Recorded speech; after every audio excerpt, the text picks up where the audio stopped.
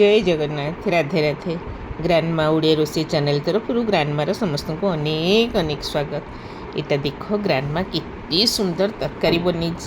इटा की तरकारी कहल एटा हूँ व्हाइट मटर जो धला मटर जो घुगुनी करती ना से मटर सेटा क्या भल न लगे से मटर आलू तरकारी आम रुटी परोटा पूरी भात सांगे बरा आलू चप पकुड़ी सांगे आमको यहाँ एते सुस्वादु लगे एते स्वादिष्ट लगे। ये मटर तरकारी मोर भारी प्रिय आकु मुही सब बड़े बनाए।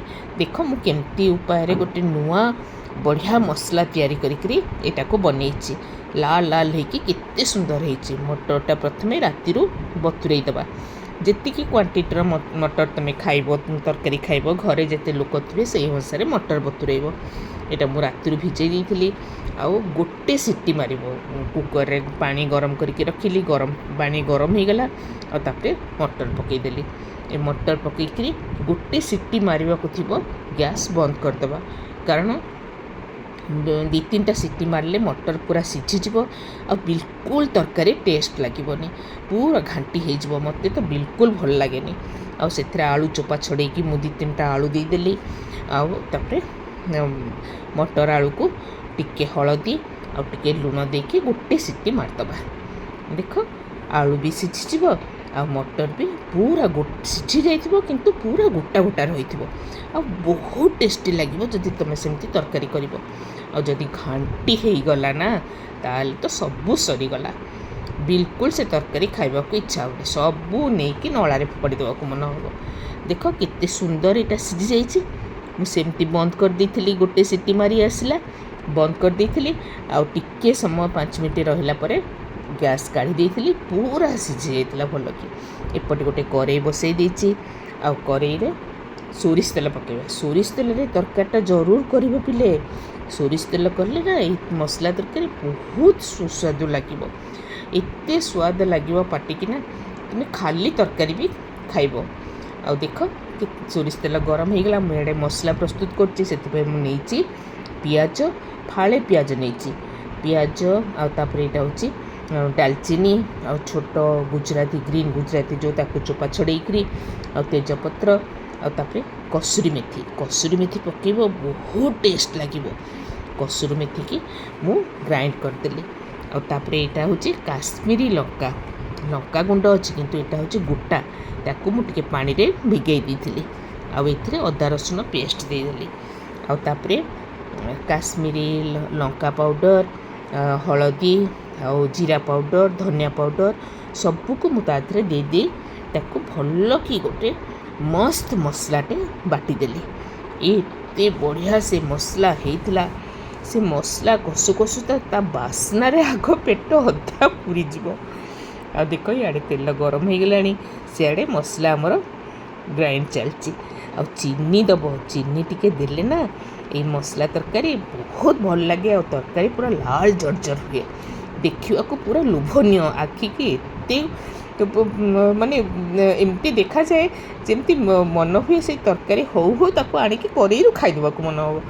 और चीनी तो देख पूरा चीनीटा गरम हो रेड हो हलदी पकईदेव आग सेटा पकेब आपर पियाज चुन चुन की काटिकी रखि पियाज टिके देदेव मुझे पियाज काटिकी रखी पियाज टिके बेसिक 1.5टा पियाज बड़ बड़ पियाज काटी आ फाड़े पियाज ग्राइंड कर देती पियाज काटिकी देले बहुत टेस्ट लगे पियाजटा लाल लाल होगी भजा होपर आम मसला देदेबा मसलाटा कषि आसला बेलू देख मसला पकईदेली आउ टे पानी देकर सब लगी मसला आउ पानी देकी देदेबा आ टमाटो देदेबा टमाटो 3टा खंडे तुम क्वांटिटी देखिकी टमाटो दब मु प्राय 3टा खंडे टमाटो ताकू टिके बाटिकी देती ग्राइंड करी कारण टमाटोटा खंड खंड होगी जो तरकारी एमती रहे ना मसला तरकारी मत बिल्कुल भल लगे ग्राइंड करदेली से पतला लाल जर्जर झोल हो से झोलटा बहुत भल लगे। देख मुझे ग्राइंड कर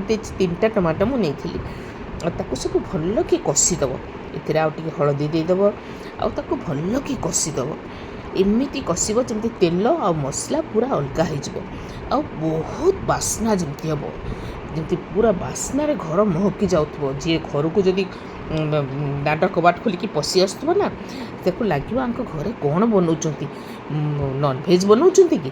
ତାପରେ ଦେଖ ଆଉ ଏଥିରେ ଗୋଟେ ନୂଆ ମସଲା ମୁଁ କ'ଣ ପକେଇଲି କହିଲେ ପିଲେ, ଏଇଟା ହେଉଛି ଶକ୍ତି ସମ୍ବର ମସଲା। ଏଇଟା ମୁଁ ସବୁ ମସଲା ତରକାରୀ ଟିକେ ଟିକେ ଦିଏ, ଏଇଟା ବହୁତ ଟେଷ୍ଟ ଲାଗେ। ଦେଖ ମସଲା କେମିତି ପୁରା କଷି ହେଇଗଲାଣି, ଆଉ ତା ଦେହରେ ଯେଉଁ ସିଝି ଯାଇଥିବ ନା ମଟର, ଆଳୁକୁ ଖଣ୍ଡ ଖଣ୍ଡ କାଟିଦେବ, ଆଉ ସେ ମଟର ଆଳୁକୁ ତାପରେ ପକାଇଦେବ, ଆଉ ତାକୁ ଭଲ କି କଷିଦେବ। ମୁଁ ତ ଏଇ କଷାରୁ ଟିକେ କାଢ଼ିକି ଖାଇଦିଏ, କଷାରୁ ରଖିଥାଏ ମୁଁ ଟିକେ, ମୋତେ କଷା ବହୁତ ଭଲ ଲାଗେ। ତୁମମାନଙ୍କୁ ଭଲ ଲାଗେ କି ନାହିଁ?